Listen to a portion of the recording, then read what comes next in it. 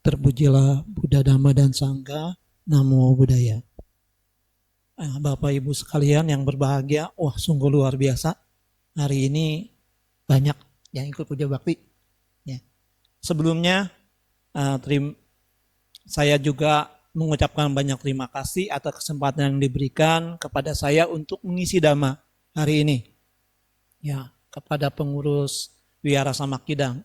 Ini saya mengisi hari Minggu yang pertama kali di sini, ya, yang pertama kali. Jadi izin saya memperkenalkan diri dulu gitu ya. Nama saya seperti yang di sana, Xiao Jin Kyong. Kebetulan hari ini saya datang bersama istri saya Ramani Ratna Rukmana yang di sana, ya. Kemudian anak yang kedua itu Meta Dewi. Yang pertama masih ada di luar, masih sekolah. Ya. Oke, jadi saya dua-duanya putri, anaknya dua-duanya putri. Ya. Kira-kira ya. Sudah kenalannya sudah ya, tak kenal maka tak sayang, mungkin sudah kenal ya jadi dengan saya. Jadi kita akan mulai isi hari ini. Ya, saudari sedama yang berbahagia, saya sebut saudara-saudari sekalian saja ya. Enggak saya sebut Bapak Ibu karena usianya banyak, ada yang muda, ada yang udah ya ibu, bapak gitu. Jadi saudara-saudari sedama yang berbahagia. Hari ini saya coba akan mengulas satu judul topik. Sebetulnya topiknya adalah mengambil dari refleksi kehidupan dari sebuah cerita tentang dari Dhammapada Atthakatha, khususnya tentang kisah Gotami Tera. Ya, kisah Gotami Teri, ya, kisah Gotami Teri. Kemudian juga dari Dhamma Atthakatha tentang seorang pedagang yang bernama Annabara, ya. Nah, saya mengambil judul melepaskan itu bukan berarti kehilangan. Kenapa? Ya. Karena memang banyak orang berpikir bahwa kita melepaskan sesuatu itu berarti berkurang kan? Iya enggak? Bapak Ibu kalau masih berpikir enggak? Kalau saya mengambil ini berarti berkurang kan yang di sini? Konsepnya masih begitu kan? Nah, hari ini kita coba sama-sama merenung tentang satu kalimat yang paling sederhana, tetapi tentunya maknanya sangat dalam sekali gitu ya. Ya, coba kita renung. Apakah benar setiap kita melepaskan sesuatu, apakah berarti kita kehilangan? Atau kadang justru ada hal tertentu yang dalam hidup kita nih yang bisa menyelamatkan kita kalau kita mau melepaskan. Coba direnungkan. Ya. Kita masuk. Oh, sorry. Nah, itu ya. Oke. Hari ini kita tidak membahas teori yang rumit, tapi ya kita mengambil dari satu kisah yang mungkin tanpa kita sadari itu adalah kisah kita sendiri. Kisah kita sendiri. Ya. Kita masuk ke ceritanya. Ada seorang ibu yang sangat mencintai anaknya. Anaknya, putranya cuma satu-satunya. Bayangkan, kalau Bapak Ibu punya anak satunya putra, kemudian meninggal. Bayangkan. Kita bisa jadi seperti orang, ya, betul. Enggak bisa menerima, kenapa sih ini terjadi pada saya? Sama, ibu ini pun sama begitu. Dia sangat mencintai anaknya, ya. Anaknya adalah segala-galanya, harapan untuk hidupnya di masa yang akan datang. Kadang-kadang kita berpikir begitu kan. Kita berharap nanti anak saya menjadi pegangan hidup saya. Padahal kan belum tentu. Ya. Kita hidup masing-masing. Belum tentu anak jadi pegangan hidup saya. Kita mendidik anak bukan berarti berinvestasi supaya anaknya nunjang kita, belum tentu. Ya, jangan berpikir begitu Bapak Ibu ya, saudara-saudara sekalian. Ya. Dia berpikir bahwa anaknya ini adalah harapan, kebahagiaan untuk hidupnya di masa yang akan datang. Ya. Namun suatu hari anak ini sakit, kemudian meninggal dunia. Tentunya ibu ini tidak bisa menerima karena anak satu-satunya laki-laki ya meninggal, siapa yang bisa menerima kenyataan itu? Andaikan yang di sini pun belum tentu bisa menerima itu. Ya. Kecuali memang kalau kita sudah bisa menjadi seorang Arya Pugala, arahat. Ya.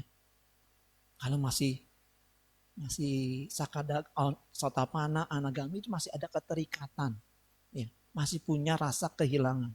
Nah, sama ibu ini pun begitu, gitu, nggak bisa menerima. Ia memeluk tubuh anaknya, dibawa-bawa pergi, berjalan dari rumah ke rumah, memohon pertolongan kepada setiap orang yang ditemui untuk meminta obat. Obatnya apa? Obat supaya bisa anaknya sembuh. Nah, ketemu orang, ya orang bingung.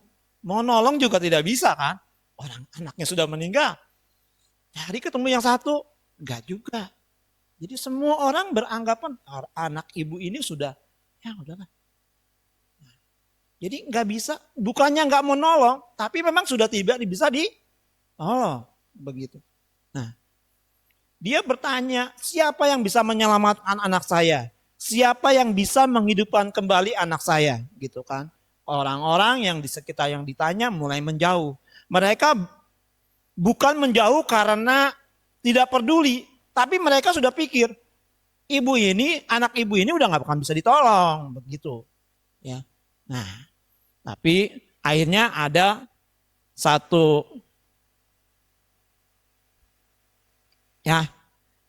ada satu orang laki-laki, ya, bapak bertemu dengan ibu ini, kemudian memberi nasihat, ya, pergilah menemui Sang Buddha, menemui Buddha, Sang Bagawa. Nah, waduh, mungkin Sang Bagawa bisa menyembuhkan, ya, karena orang ini mendengar bahwa Sang Bagawa ini, Buddha ini punya banyak keajaiban. Ya, punya banyak istilahnya hal-hal yang menakjubkan, yang orang lain tidak bisa, Sang Buddha bisa. Begitu. Nah, dengan harapan besar, tentunya ibu ini ya pergi kan, menemui Sang Buddha. Datang ke wihara Jetawana, ya, menemui Sang Buddha, kemudian bersujud. Dan berkata, Bante, ya, tolong selamatkan anak saya. Sang Buddha cuma diam saja, tidak langsung menolak, ya, tidak langsung pergi. Buddha hanya tersenyum, kemudian berkata dengan lembut, baik, ibu, bawakan saya satu biji sesawi, biji sawi, ya, satu biji sawi, tapi dengan syarat ya, dapat bijinya itu dari rumah orang yang tidak pernah meninggal, baik keluarganya, baik leluhurnya, baik anaknya, baik cucunya, tidak pernah ada orang yang keluarganya pernah meninggal. Dia berpikir, kalau cuma nyari biji sawi, gampang kan? Cuma biji sawi kecil, gampang. Gampang sekali. Wah, maka dia dengan gembira, dia keluar. Itu kan langsung bangkit, bawa anaknya jalan. Oh, itu mudah bagi pikirannya gitu kan. Maka dia berjalan. Jalan. Ia pergi dari rumah ke rumah, tapi selalu dia tanya, apakah Bapak Ibu bisa memberikan punya biji satu biji sawi? Oh banyak, saya minta satu. Boleh, nanti mau 10 pun saya kasih, mau sekantong pun dikasih, gitu kan. Terus, tapi apakah di keluarga ini pernah ada yang meninggal? Oh, pernah. Kakek saya baru 2 bulan yang lalu meninggal. Wah, kalau gitu nggak jadi. Pergi lagi ke rumah yang lain. Sama pertanyaannya. minta biji sawi. Dikasih. Tapi begitu ditanya, apakah pernah ada yang meninggal? Semua berjawab bahwa keluarganya pernah ada yang meninggal. Sampai sore, si ibu ini tanya ke rumah-rumah. Semua rumah yang dia tanyakan, semuanya sudah pernah ada keluarga yang meninggal. Akhirnya, ibu ini kembali ke wihara. Ya, dia tetap peluk anaknya, tapi dia kembali dengan satu pemahaman. Kalau tadi datang ke wihara dengan satu permohonan, sekarang dia dengan satu pemahaman. Pemahamannya apa?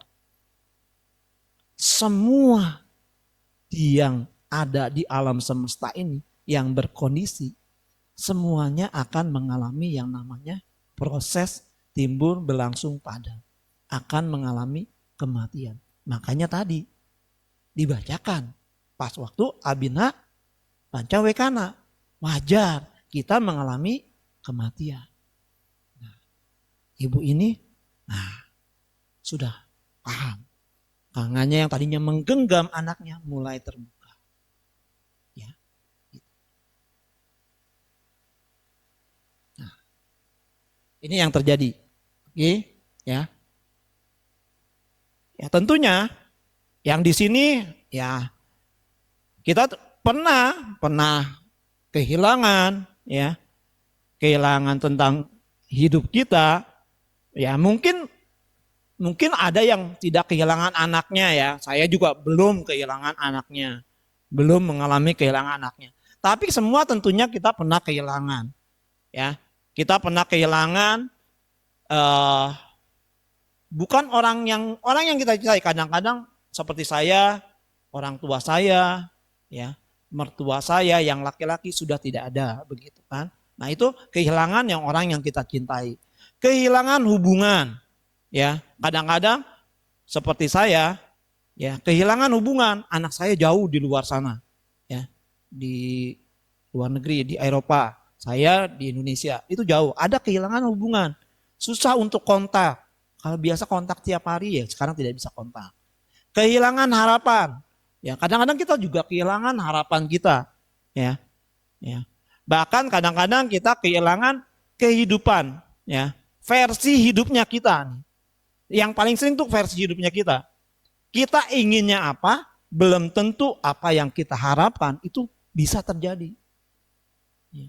Karena apa? Semuanya masih versi harapan. Harapan itu sesuatu yang belum pasti.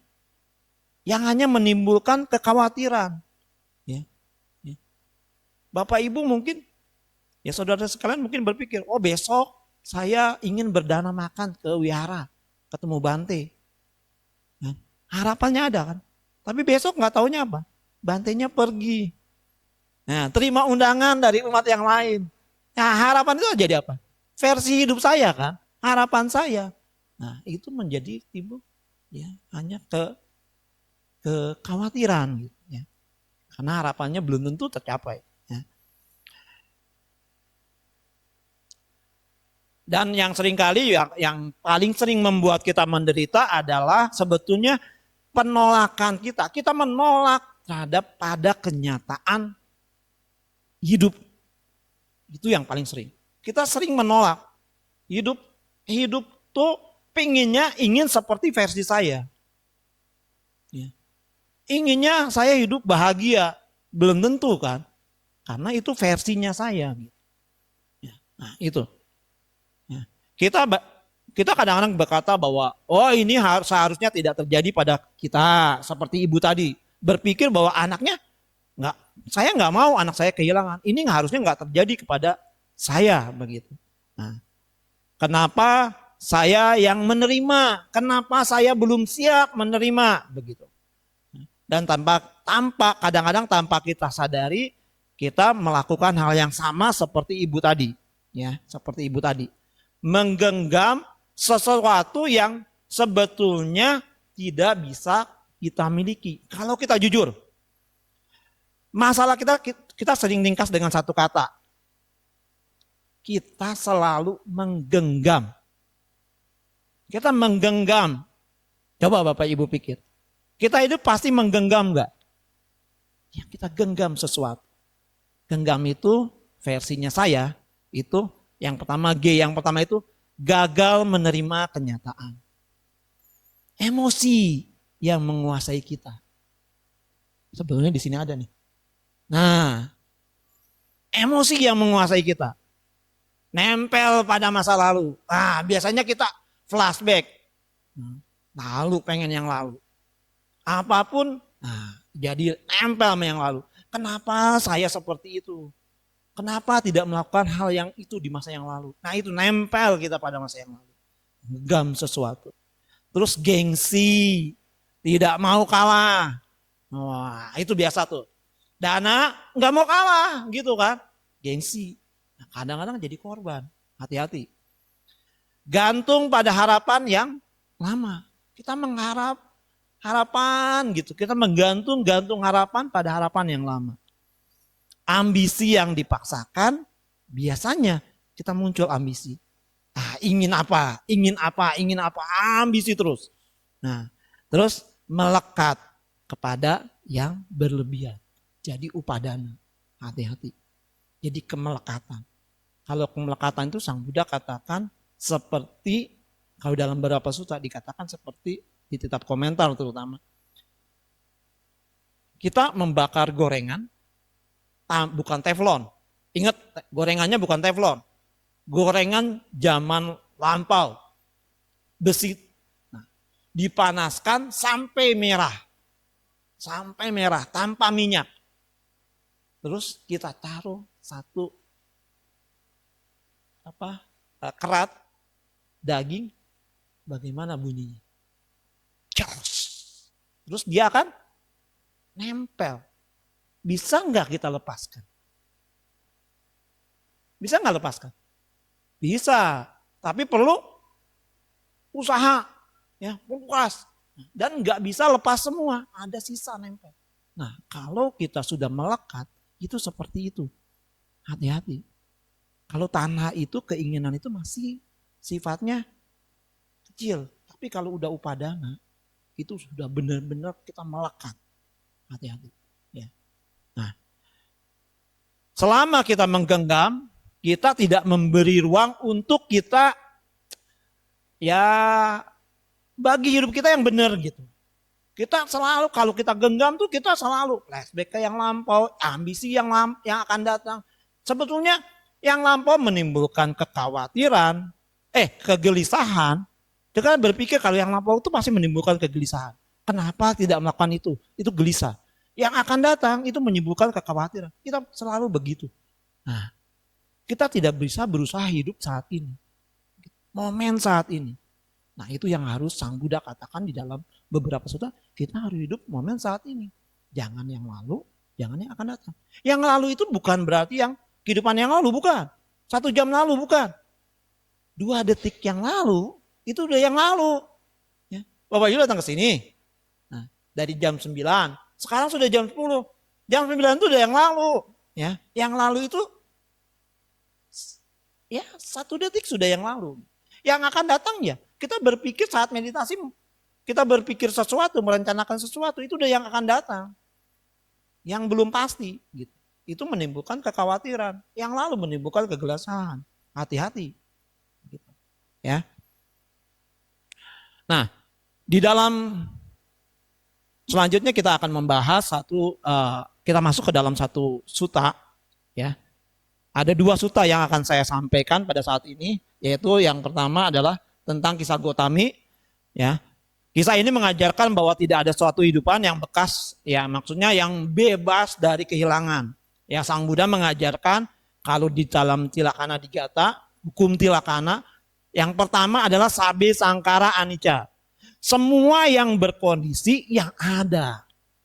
Berkondisi itu merupakan perpaduan. Ini seperti ini contohnya, air ini perpaduan, gitu. Perpaduan banyak. Ada botol, ada plastiknya, ada enggak? Ada. Ada airnya, ada enggak? Ada tutup botolnya dari plastik juga. Ada kadang-kadang ada kemasannya, begitu. ya kan? Nah, kalau kita cari kulik lagi, kita cari ke belakang, plastik ini ada apanya? Ada bahan biji plastiknya, ada mesinnya, ada listriknya, ada segala macamnya. Banyak sekali untuk menjadi botol plastik seperti ini, ada cetakannya. Gitu. Air ini juga banyak, ya. Ada cara pendes.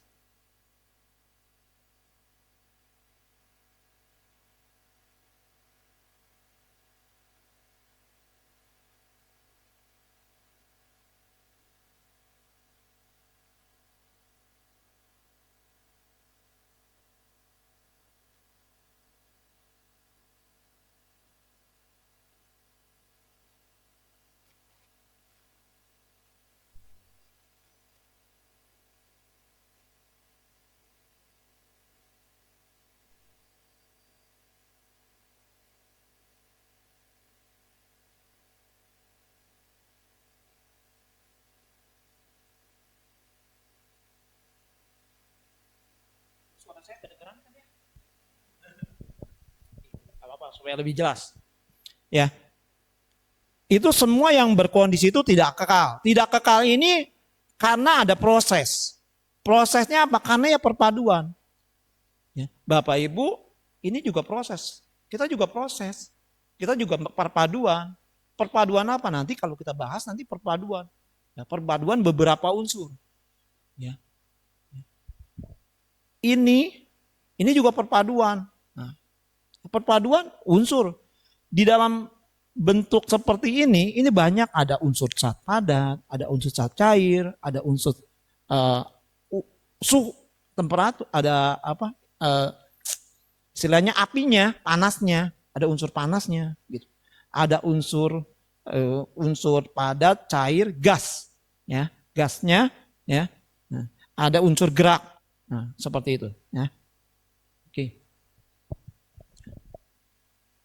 Nah, itu di dalam satu suta dikatakan bahwa sabe sangkara anicca, semua yang berkondisi tidak kekal, semua yang lahir akan berubah. Oh, mohon maaf saya dikasih waktu berapa menit ya? Jam 11, oke. Berarti saya masih punya waktu, cukup lah. Oke. Ada pertanyaan? Ada sharing, ada boleh tanya? Enggak ada sesi pertanyaan, enggak ada ya? Oke. Ada? Oh oke. Kalau gitu saya kurangin nanti. Sebelum jam 11 kita sudah selesai. Ya. Nah, semua yang lahir itu pasti akan berubah. Ya. Lahir, siapapun di sini itu dari pasti masih semuanya jadi bayi. Berubah. Kita bertumbuh akan mengalami dalam, ya kalau Sang Buddha katakan jati jara, ya istilahnya upada titi bangga, muncul berlangsung padam. Kita juga sama, ya. Itu akan mengalami jati jara marana, lahir, tua, sakit, mati, gitu. Ya, seperti itu. Ya, semua makhluk, bukan manusia saja.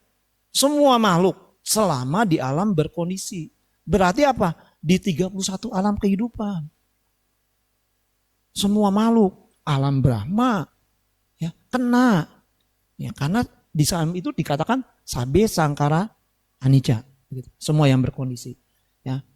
Semua yang berkumpul, ya seperti kita saat ini berkumpul. Sebentar jam 11:30 mungkin sudah pulang balik masing-masing. Kita berpisah, gitu kan, ke rumah masing-masing. Nah, ya, yang berkumpul pasti juga berpisah, seperti itu. Ya. Jadi bukan hidupnya yang kejam, tapi memang itu demikianlah kehidupan ini.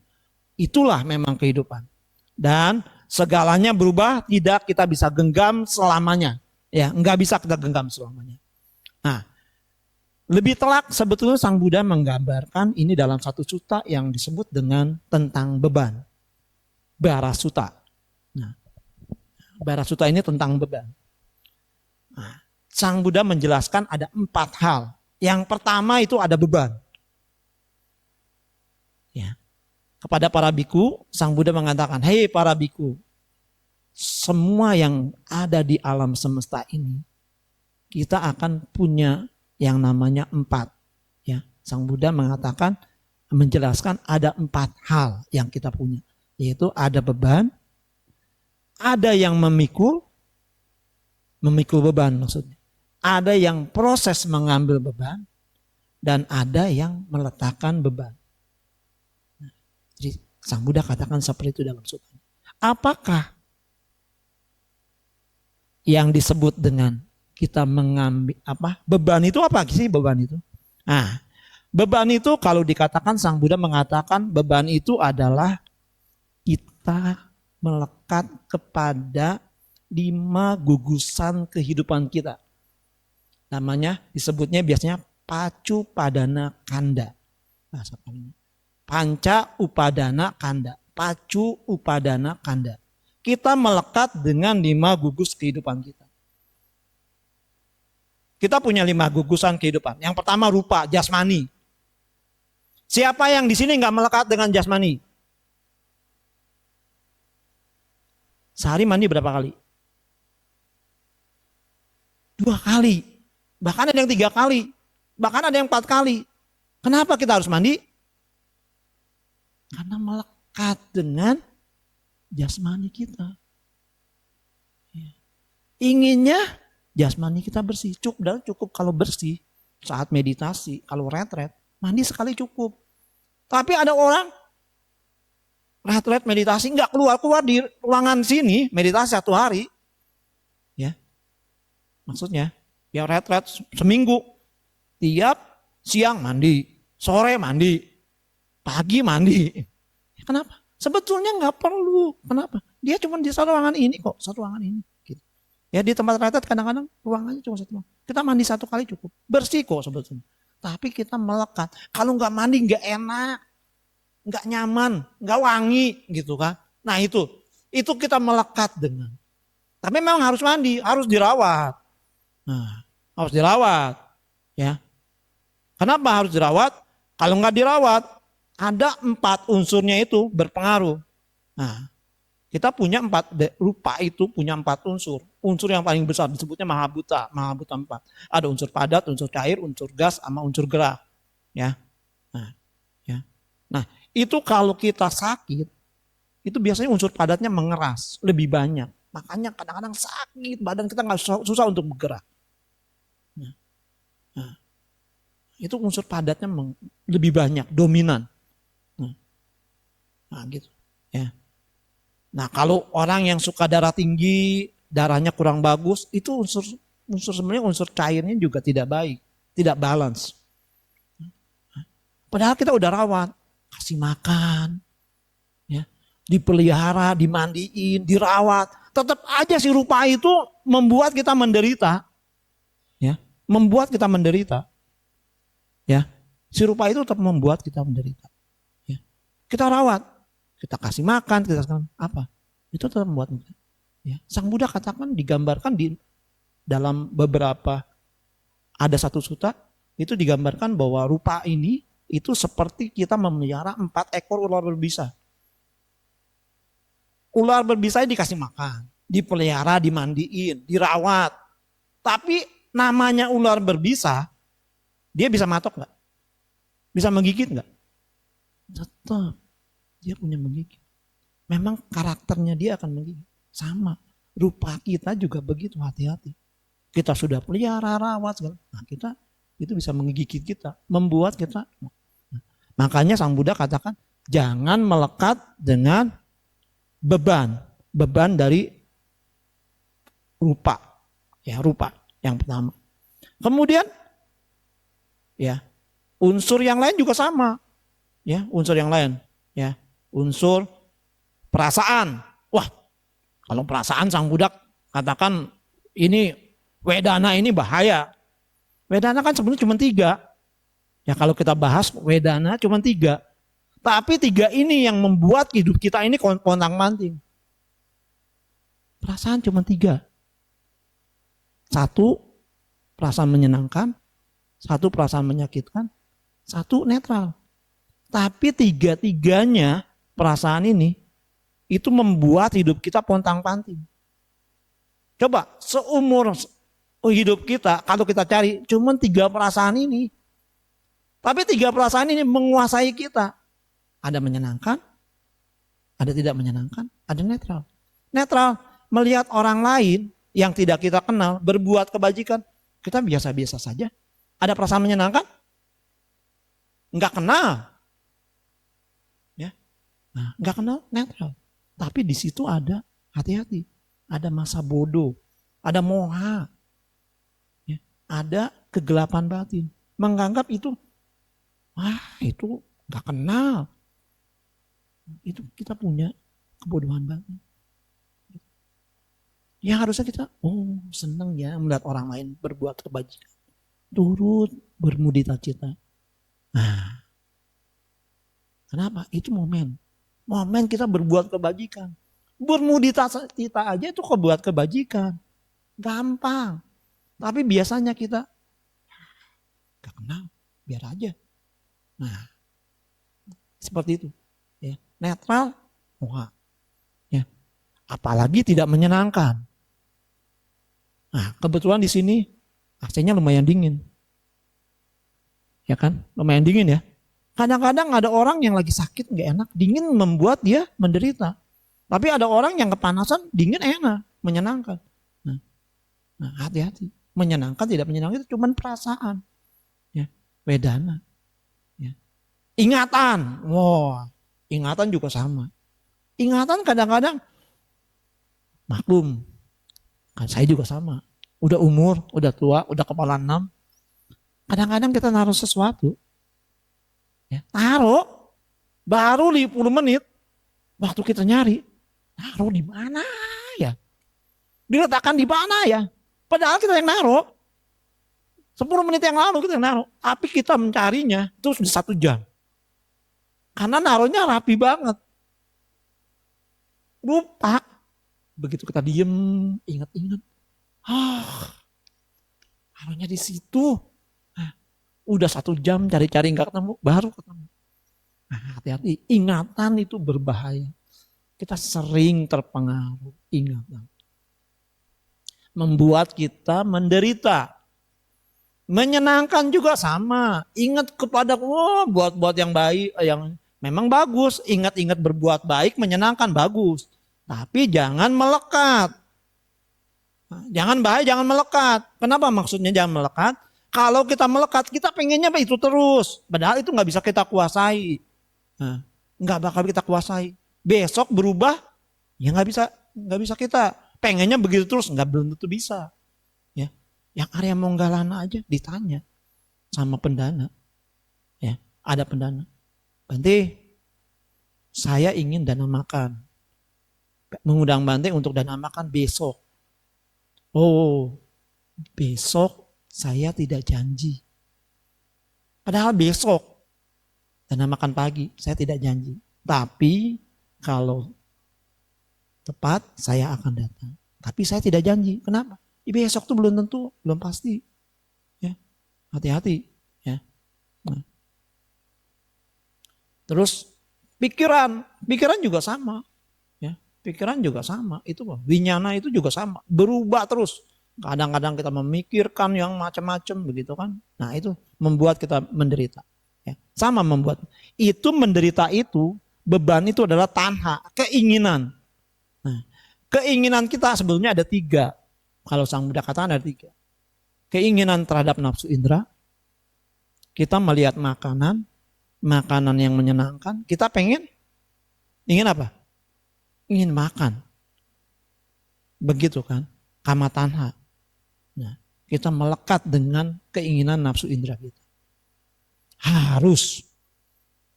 Saya suka makan kue mangkok gitu kan. Harus yang kue mangkoknya harus yang gula Jawa, warna hitam, coklat. Coklatnya itu dari gula Jawa, bukan dari isen. Nah, saya menginginkan seperti itu. Ya, menginginkan yang seperti itu. Nah itu saya melekat. Enggak ketemu, ada kue mangkok juga yang warnanya pink atau yang warnanya merah.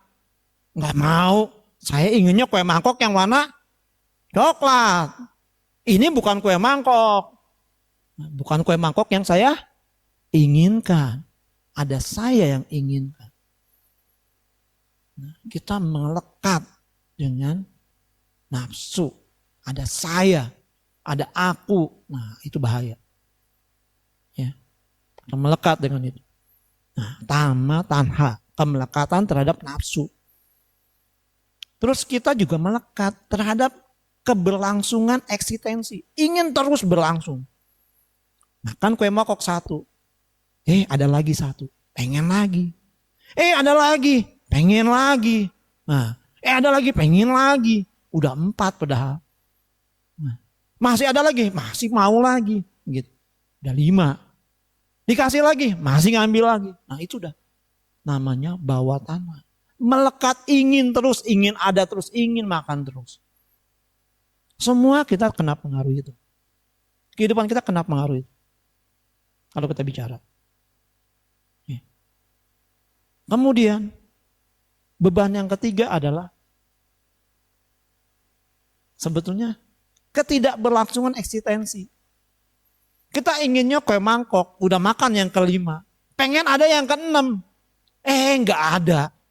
Kenapa? Timbul apa? Perasaan kecewa. Kecewa menderita enggak? Menderita. Itu beban. Beban ingin berlangsung terus tapi tidak berlangsung. Namanya wibawa tanah. Nah, kita hidup kena itu. Kena beban yang pertama dalam bahasa suci. Kita pikul bebannya. Kita bawa terus beban itu. Siapa di sini yang nggak bawa beban nama rupa? Panjakanda? Nggak ada. Kalau nggak udah nggak bisa sampai sini. Ya, kalau nggak punya panjakanda, saya yang kabur. Ya. Bahkan makhluk-makhluk yang di alam-alam yang lain pun mereka kecuali alam arupa. Arupa itu cuman punya 4 rupa. Ya. Ada alam asanya sata, itu cuman 1 rupa, satu gugusan. Itu hanya rupa saja gitu. Yang lain semua rata-rata punya 5 kanda, ya, 5 kanda. Nah, itu 5 kanda ini jadi beban. Ya. Beban kita. Nah. Kemudian yang kedua dikatakan ada yang memikul bebannya gitu kan. Yang memikul beban itu secara harfiah adalah sebetulnya orangnya sendiri, kitanya sendiri, pugalanya sendiri itu yang sedang terlibat dengan kemelekatannya tadi. Nah, gitu. Jadi kita memikul. Nah, kita ini yang mikul. Kita yang ngambil, ya. Padahal di sini yang paling penting harus dipahami adalah konsep bahwa ini tuh anatta gitu. Ini bukan diri gitu. Ya. Ini hanya suatu proses yang berubah-berubah gitu. Kalau kita mengerti, ya, kita akan kita nggak bisa nih mempertahankan diri kita gitu. Ya. Milikku, aku, ya, terus diriku, aku, dan aku, diriku, milikku. Nah, konsep 3 ata ini itu kita lekati terus, ya, milikku. Nah, ini sekarang milik saya, punya saya ini. Yang lain nggak boleh ambil karena udah disediakan buat saya, milik saya. Nah itu kita melekat dengan milik saya. Aku nih, aku yang sedang memberikan, aku konsep aku. Padahal akunya mana? Ini kan cuma konsep 5 rupa pancakanda yang selalu berproses. Aku, ya. Diriku, nah diriku, diri juga, diri konsep diri. Kalau dirinya saya, anjing, marah. Konsep ada diri. Saya ini manusia, bukan anjing. Nah, itu konsep diri. Ini handphone. Handphone ini punya siapa? Punya saya. Nah, punya pada konsep. Kayu saya lempar, hancur. Bapak Ibu tenang-tenang saja. Yang menderita siapa? Saya. Karena saya punya konsep ini handphone saya. Padahal handphone ini bisa nggak kita kuasai? Nggak bisa. Satu saat juga akan hancur, ya, rusak, begitu. Tapi kita melekat. Nah, kita ingin menguasai si handphone. Nah itu ya konsep seperti itu. Nah yang ketiga ada proses mengambil. Makna harafiah itu tindakan mengambil beban ke pundak kita. Ya kalau harafiahnya, kalau secara bahasa Indonesianya Kalau materi itu kita mengambil beban ke pundak kita, menaruh beban di pundak kita. Nah, secara dhamma itu adalah sebetulnya adalah tanha yang menyebabkan kalian ini tadi ya tanha yang menyebabkan kalian kembali ya. Nah itu tepatnya 3 jenis tadi ya tanha. Nah, ya, kita mengambil tanha ya. Kalau yang tadi beban itulah beban si pancakanda. Nah, kalau yang mengambil itu kita mengambil tanha. Inginnya seperti apa? Keinginan saya. Nah, maunya saya. Nah, maunya seperti saya. Nah, itu tanha. Keinginan-keinginan yang kita ambil. Itu kita menjadi yang namanya proses mengambil beban. Nah, kemudian yang keempat ada yang meletakkan. Meletakkan itu menaruh beban. Yang menurunkan beban. Nah, makna dhamma adalah sebetulnya ini adalah nibbana. Kita melaksanakan jalan mulia berunsur 8. Dengan praktek jalan mulia berunsur 8, kita bisa meletakkan beban. Ya, meletakkan beban. Ya, meletakkan beban. Nah, secara harafiah kalau singkatannya beban itu ya begitu tuh. Ya. Beban itu bukan hidup yang berat, ego yang melekat. Ya, karena sebenarnya bukan hidup yang berat. Bukan hidup yang berat, tapi cuma ego kita. Ya. Banyak yang harus dipaksakan, anggap semua harus sempurna, nolak untuk melepaskan. Kita selalu menolak untuk melepaskan. Ya. Kita selalu menggenggam. Akhirnya ya kita menjadi beban. Selama kita terus genggam, makin kita genggam, ya sebetulnya kita sedang memilih untuk kita memikul, ambil beban, memikul beban. Ya. Kalau genggam, ya pasti ambil. Kita genggam, pasti ngambil. Nah, kalau kita genggam ada keinginan. Nah, sebenarnya seperti itu aja. Di Barasuta seperti begitu. Nah, ya. Nah, kadang-kadang ini yang sebetulnya saudara-saudara sedama yang membuat kita menjadi lelah. Ya. Bukan hidupnya, bukan hidup kita, tetapi karena kita tidak pernah mengizinkan kita untuk lepas. Ya, lepas. Versi yang penting di dalam kata lepas itu adalah seperti ini. Nah, ini versinya saya. Lihat kenyataan apa adanya, evaluasi apa yang perlu ditinjau, yang perlu dilepas, kemudian pahami tidak semua bisa dikendalikan, alami perasaan tanpa dilawan, sadari tidak semua harus dimiliki untuk kita cintai. Ya, seperti itu. Melepaskan sekali lagi, melepaskan itu bukan tidak peduli ya, bukan tidak peduli, bukan tidak mencintai, bukan juga menyerah, kadang bukan. Ya. Tetapi melepaskan itu kita berusaha untuk berhenti dari melawan kenyataan. Ya, melawan kenyataan. Dan justru di saat kita berhenti melawan kenyataan itu, ya, kita mulai menemukan kedamaian. Coba, kita berusaha melawan kenyataan, terus kita berhenti melawannya, kita akan damai. Hidup kita akan tentram. Nah, analoginya seperti ini. Nah, ini analogi di kitab komentar. Seperti kita menggenggam pasir. Pasir itu kalau kita ke laut kita genggam, kan ada unsur banyak tuh. Ada unsur silika, bahan baku kaca. Nah, itu makin kita genggam itu makin membuat kita melukai diri kita sendiri. Ya. Dan juga sebetulnya kita genggam apapun dia akan hilang. Ya, akan hilang. Malah mungkin membuat diri kita luka.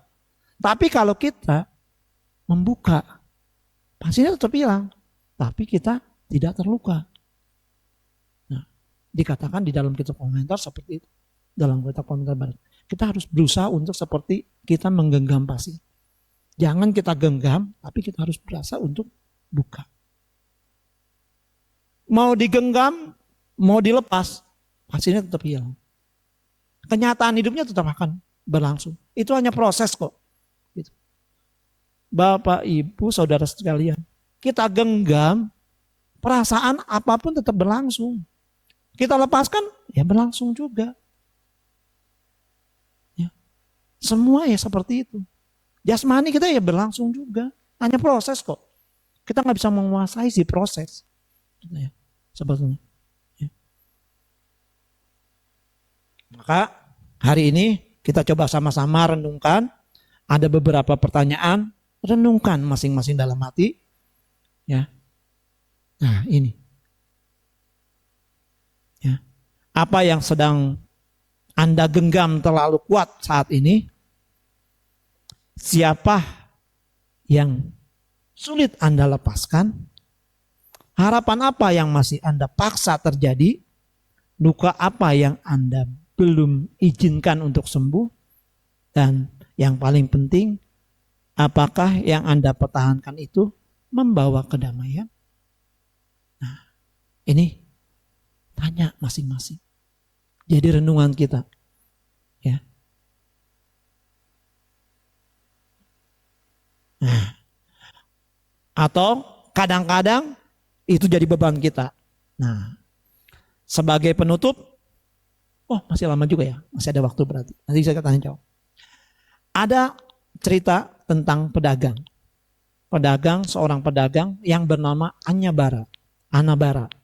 Pedagang yang sangat luar biasa, berjuang, berusaha.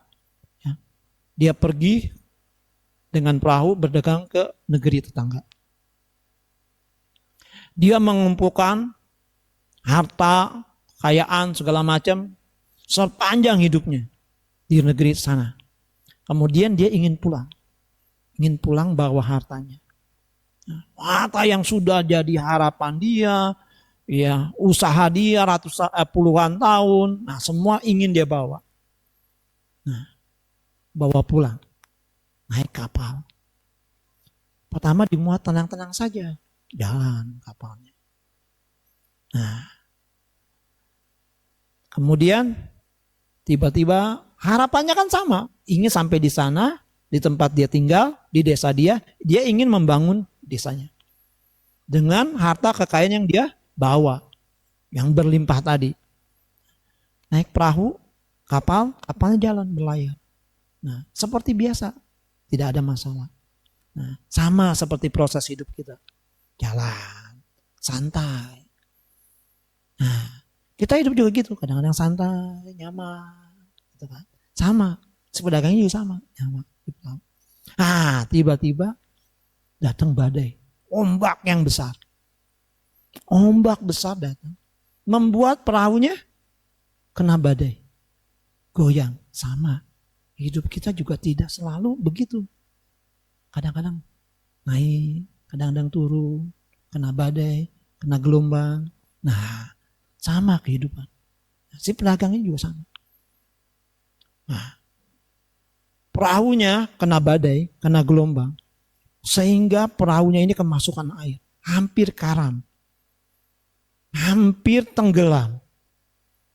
Kalau tenggelam, semua yang ada di perahu kemungkinannya bisa hidup enggak? Enggak. Malah bisa mati semua. Hartanya bisa hilang enggak? Hilang. Nah, hilang semua. Sama kehidupan juga kita. Gitu. Kita kadang-kadang harus melihat ini. Kita jangan ingin seperti kita sendiri. Nah, gak bisa. Yang gitu ya. Kita ke gelombang, ada gelombang ya. Nah, sama si pedagang. Melekat dengan ininya. Nah, si kapten kapal berkata, nah seperti ini. Nah, ini pedagangnya. Nah, ada gelombang, kapten kapal datang, badai. Kapten kapalnya bilang, anak kodanya, kalau ingin selamat, buang semua beban. Buang semua barang-barang, muatan.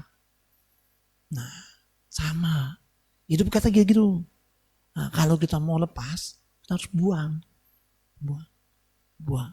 Nah, si pedagang ini berpikir, waduh, saya sudah berjuang puluhan tahun.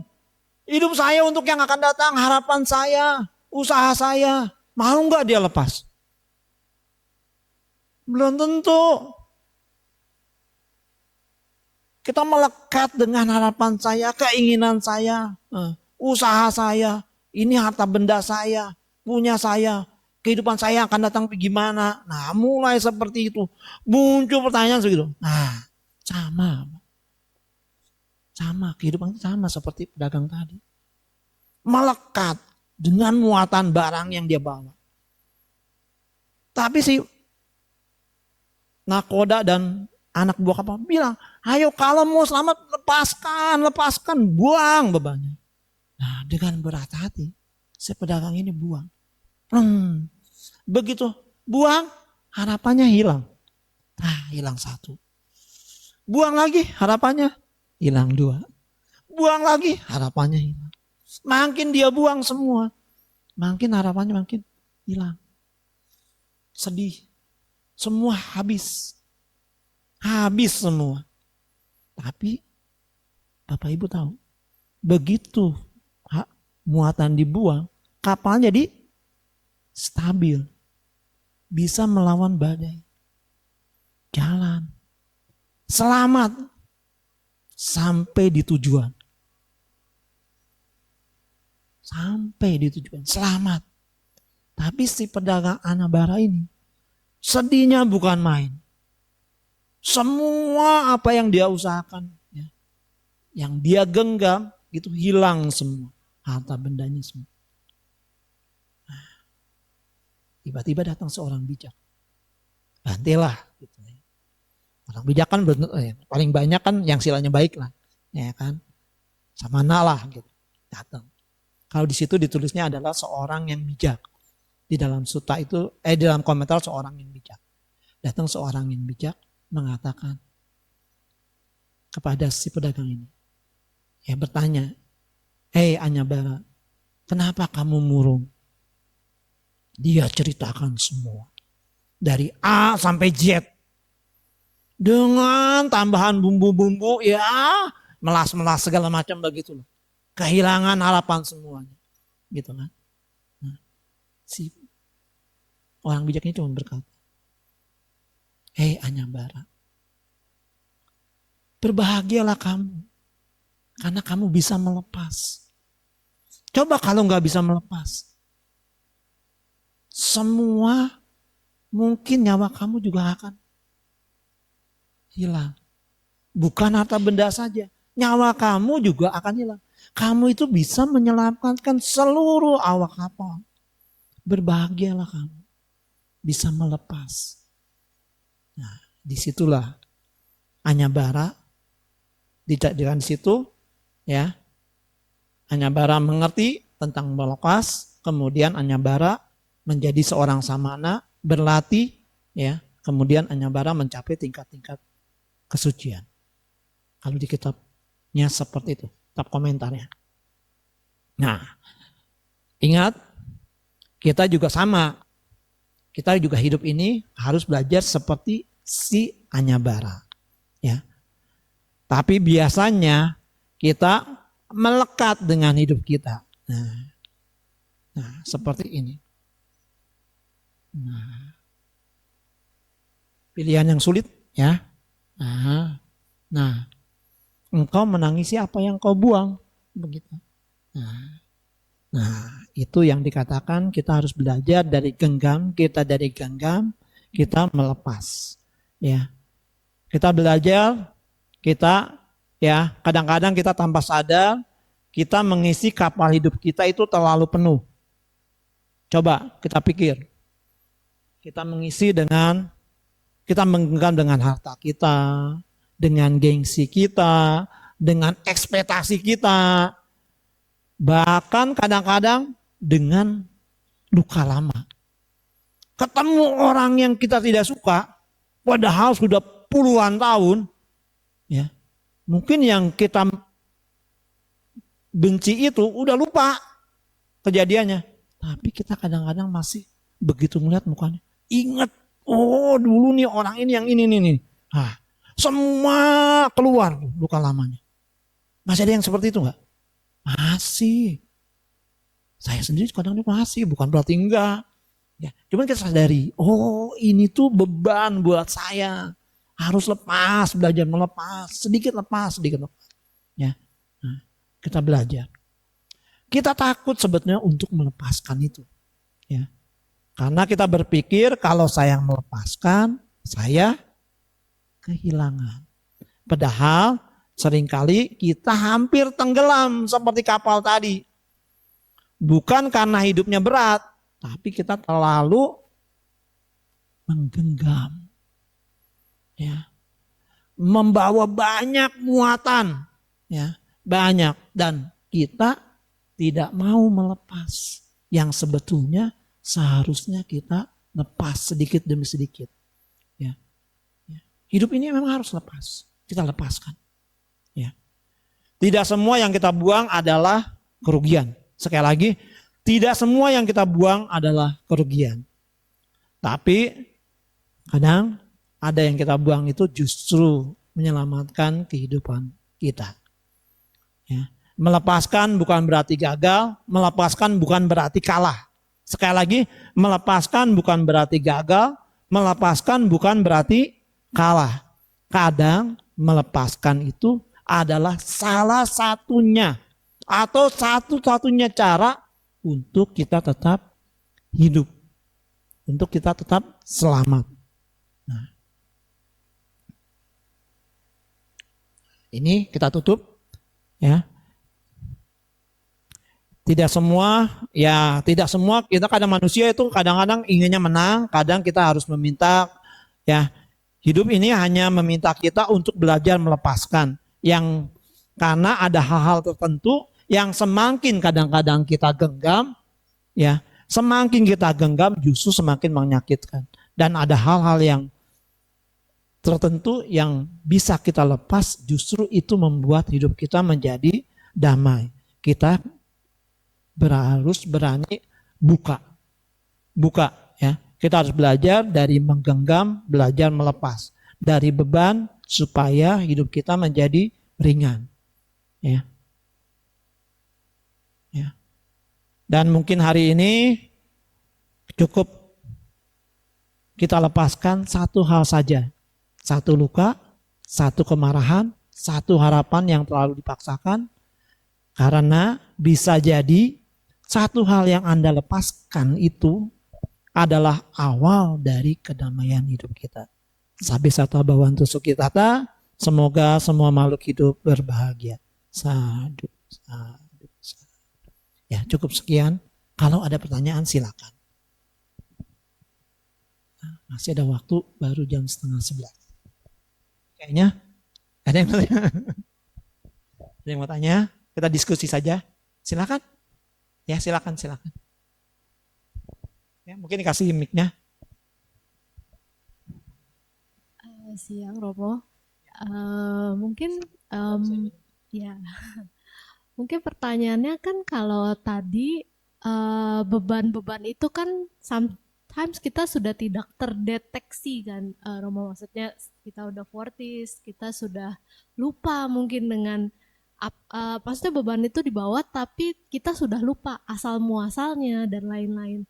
Apakah dari ada metode dari kalau yang saat ini kita kan akan belajar, oh iya memahami saat ini harus dilepaskan. Tapi kalau yang beban-beban yang kita sudah lupa asal muasalnya itu, apakah ada metode dari Buddha atau apa untuk perlahan-lahan semakin meringankan hidup? Misalnya apakah ada meditasi forgiveness atau apa gitu? Terima kasih. Memang salah satunya Sang Buddha katakan, ya sebetulnya gini, Sang Buddha kan mengatakan di dalam satu sutta yang disebut bahwa kita tidak perlu mencari yang panjang, yang lampau-lampau. Kita hidup saat ini, gitu kan.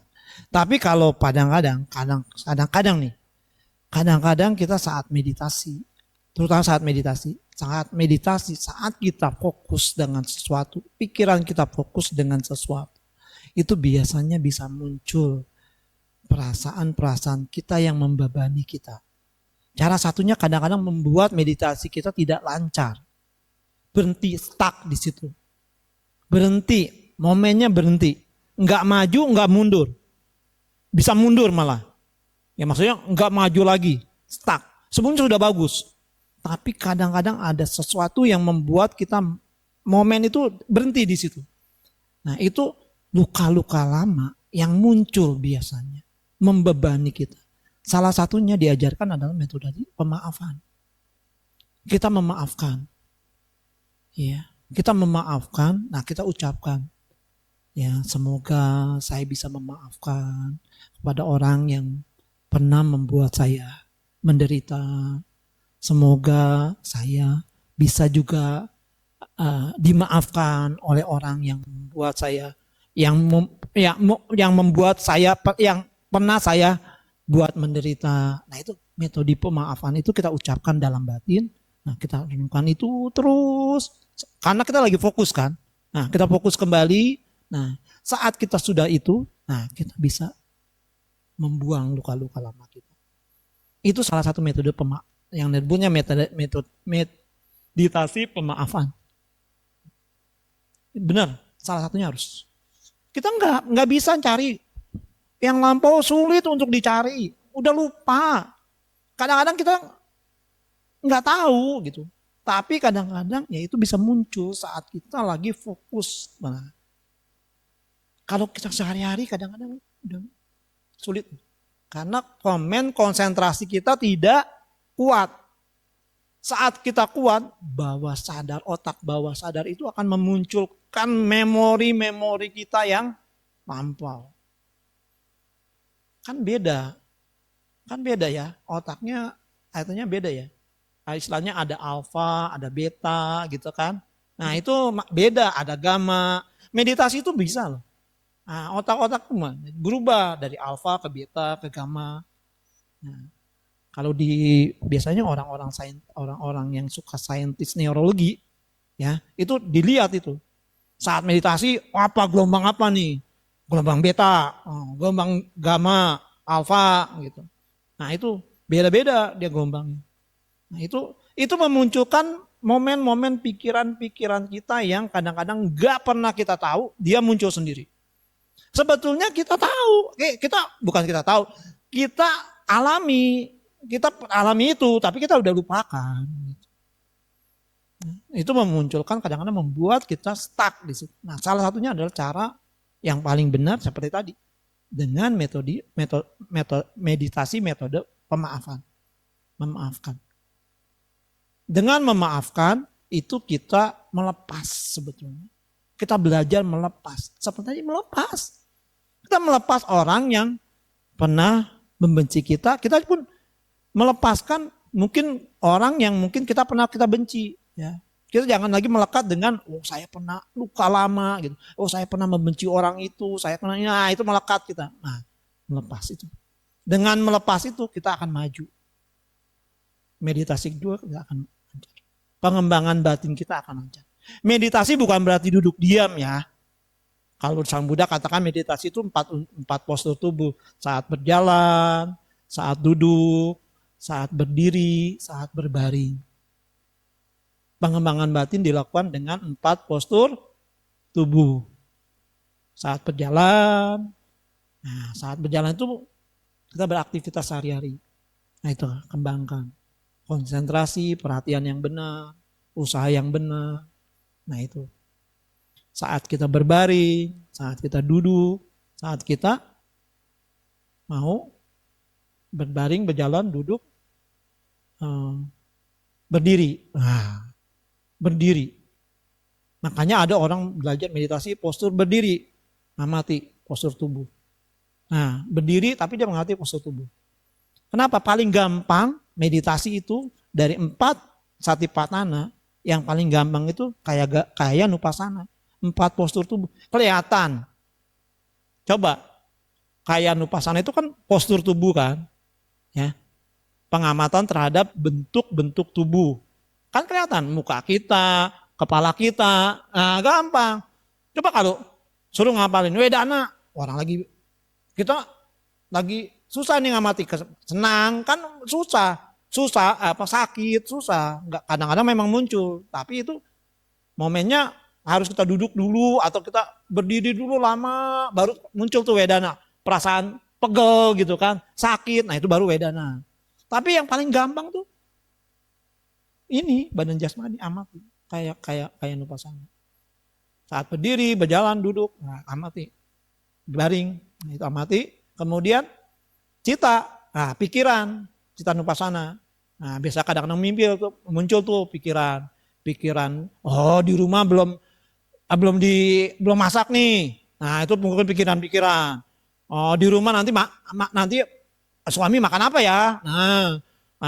Anak makan apa ya? Nah, muncul pikir-pikiran. Nah, itu membuka kekhawatiran. Itu cita nupasana. Nanti ada dhamma nupasana. Dhamma nupasana itu apapun yang muncul itu hanya proses dari dhamma. Hanya proses, hanya sekedar proses. Muncul, berlangsung pada. Tidak bisa kita kuasai, tidak bisa kita miliki. Gitu. Ya. Tidak juga ini aku. Ya, gitu. Ya seperti itu. Ada pertanyaan lain? Cukup menjawab? Oke.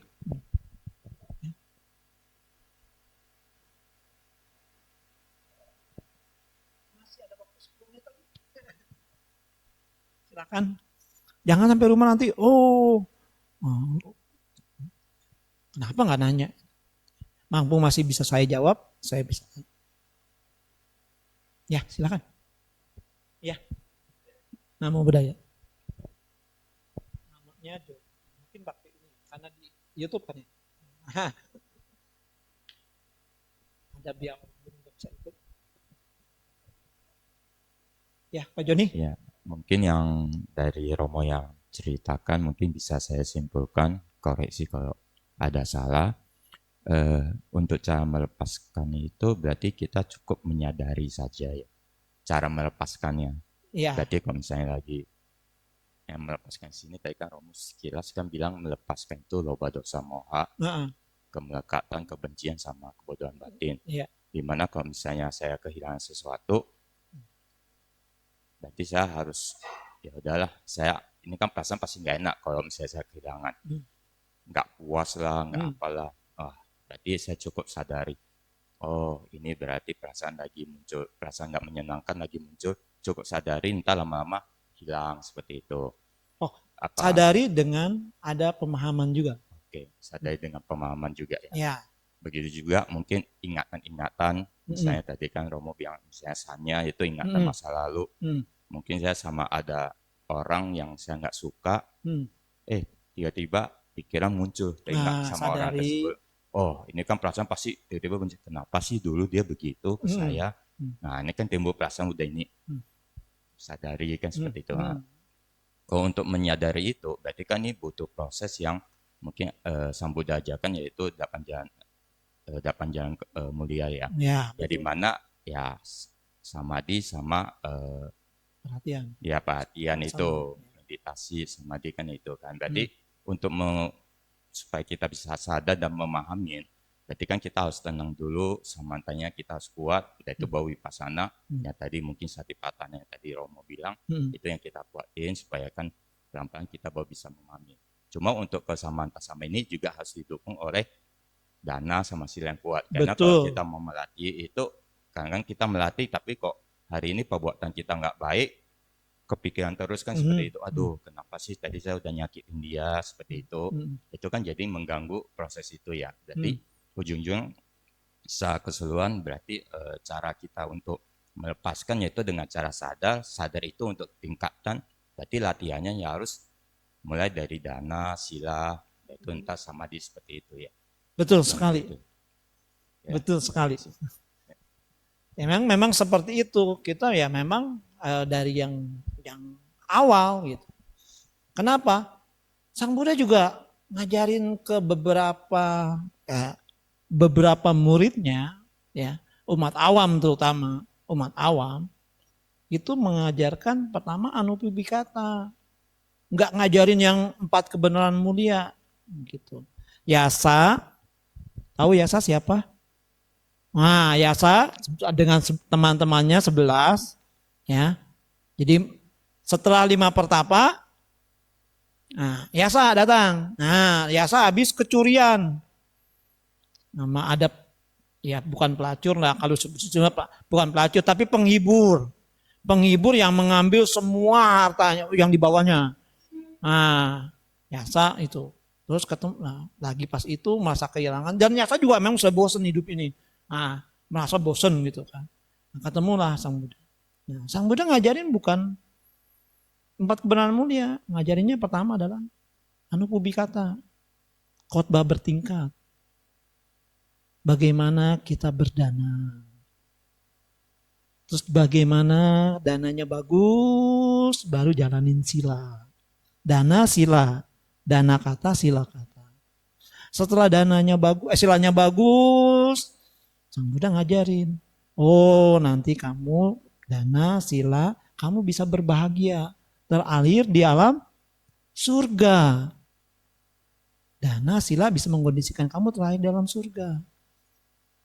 Tapi nggak selesai di situ. Sang Buddha mengajarkan, hati-hati loh, surga itu bisa membuat kamu melekat. Namanya kama adinawa, melekat terhadap nafsu-nafsu indera yang ada di alam surga. Bagaimana caranya? Yaitu dengan meditasi, pengembangan batin. Kama adinawa harus dilawan dengan kama pengembangan batin. Dengan pengembangan batin, kamu nanti bisa nekama anisansa, melepas. Pelepasan. Nah, itulah Sang Buddha. Ya melepas. Memang konsepnya yang tadi disebut, yaitu sudah mencakup yang disebut dengan anupubikata, khotbah bertingkat. Yang untuk melepas itu nggak gampang. Prosesnya ya seperti itu. Dana, sila. Nah, itu lanjutnya seperti itu. Baru kita bisa yang melepas. Melepas yang benar-benar melepas. Benar-benar melepas. Nah, kalau sudah melepas, barulah menjadi seperti Yasa. Ya. Jadi Yasa kemudian menjadi biku, berarti mencapai tingkat arahat dengan teman-temannya. Kemudian Yasa mengajak teman-temannya 50, masing-masing temannya mengajak 10-10 jadi 55, semuanya menjadi arahat. Jadi 60 arahat pertama adalah Pancawagya plus 55 Yasa dan teman-temannya. Nah, 60 orang itulah yang diberi mandat oleh Sang Buddha untuk mengajarkan Dhamma ke segenap penjuru. Nah, ajarkanlah dhamma yang indah pada awalnya, indah pada pertengahannya, indah pada akhirnya kepada semua. Nah, itulah proses penyebaran agama Buddha.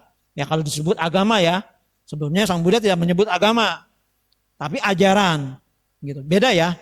Sang Buddha tidak menyebut agama ya. Tapi ini sebarkanlah dhamma yang indah pada awalnya, indah pada pertengahan dan indah pada akhirnya ke segenap. Barulah di situ 60 arahat ini. Dan masing-masing membawa itu. Menhabiskannya dengan Budang Saranang Gacami, Damang Saranang Gacami, Sanggang Saranang Gacami. Hanya cukup itu. Dulu seperti itu. Ya, dulu seperti itu. Nah, selanjutnya kalau ceritanya nanti Sang Buddha ketemu dengan Pertapa Jatila, Pertapa Berkonde, ngajakan 1.250 orang. Nah, itu lanjut ceritanya itu ya. Itu lanjut ceritanya. Itu Anatalakana Sutta, Aditapariya Sutta, khotbah tentang terbakar. Karena mereka penyembah api. Nah, diajarinnya Sang Buddha ngajarin. Aditapariya, semua terbakar. Terbakar apa? Nah, Pancakanda terbakar. Kena mereka. Jadi Sang Buddha tuh sangat-sangat hebat sekali. Guru yang memang, kalau boleh bilang guru yang sangat-sangat bisa mengerti karakter dari orang yang diajar. Kalau belajar ilmu keguruan, pedagoginya itu sudah luar biasa, sudah sempurna gitu. Guru kita kan belum tentu sempurna kan. Saya belum sempurna, guru-guru yang lain belum. Tapi Sang Buddha itu sudah sempurna gurunya. Bisa mengajarkan karakter orangnya apa, tahu, ajarkannya apa. Yang Arya Sariputra juga belum. Ada kan muridnya kan yang dari awalnya cuman pengrajin logam emas, diajarin perenungan jasmani, nggak nyampe-nyampe. Sang Buddha datang, cuma datang. Nah, kamu amati, dia kilau logam, cahaya. Dipegang, pegang terus lama-lama kena keringet, lama-lama legam, langsung ngerti dia, anicca sanya, kan gampang gitu. Yang itu apa? Ngusap kain, ingat? Nah, dari putih sampai hitam, nah selesai. Nah, ya, sang Buddha seperti itu. Guru yang sangat luar biasa. Ya, bahagialah kalau kita bisa belajar Dhamma. Ya, selama masih ada Dhamma. Karena kesempatan untuk belajar Dhamma itu tidak gampang. Dhamma yang benar ya, Dhamma yang benar ya. Ya, Dhamma itu banyak. Ya, sekarang sang Buddha katakan hanya yang di genggaman inilah yang mengikis loba dosa moha. Ya, kalau yang Dhamma itu banyak, sealam semesta ini Dhamma, tapi yang bisa mengikis itu hanya yang di genggaman saya. Yang segegam daun di hutan Simpasa. Simpasa bener ya? Nah itu. Nah ini gegaman inilah, daun ini yang bisa mengikis loba dosa. Yang lain enggak. Nah kita harus belajar yang benar. Oke. Ada pertanyaan lain? Oh sudah jam 11. Terima kasih ya atas atensinya. Semoga apa yang saya sampaikan hari ini ya sedikit banyak bisa menambah pengetahuan Bapak, Ibu atau saudara sekalian untuk selalu maju di dalam Dhamma, selalu mau praktek Dhamma, sehingga pada saatnya kita bisa mengikis kekotoran batin kita, itu loba dosa moha dan realisasi kebahagiaan tertinggi yaitu Nibbana. Sabbe satta bhavantu sukhitata, semoga semua makhluk hidup berbahagia.